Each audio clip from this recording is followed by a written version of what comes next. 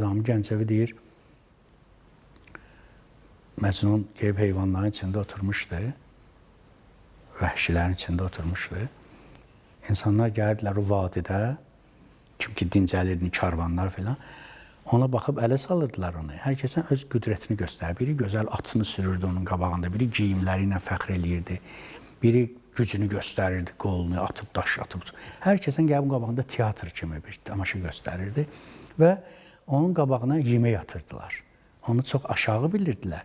Yemək atırdılar qabağına ki, heyvana yemək atan kimi. O ki, cəmaat çıxıb gedirdi, ruzu verirdilərdi, sanki özlərini Allah bilirdilər, ona aşağı bilirdilər özlərini, atırdılar. Onlar çıxıb gedəndən sonra Məcnun yeməkləri paylayırdı heyvanların arasında. Yemək qalıb, heyvanlar da ətrafındadır da, heyvanlara o yeməkdən verirdi.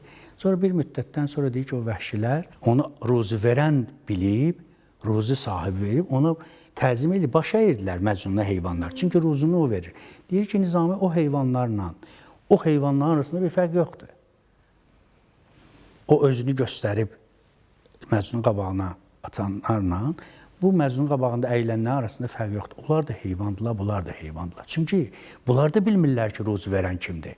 Bunlar da bilmirlər ruzu verən kimdir. Şəhərdən, mühitdən, insanlardan qaçaraq heyvanların içərisində insan olmaq asandır. İnsanların içində insan olmaq. İnsanların içində insan olmaq, insanların içində o insani xüsusiyyətləri qorumaq, saxlamaq çətindir.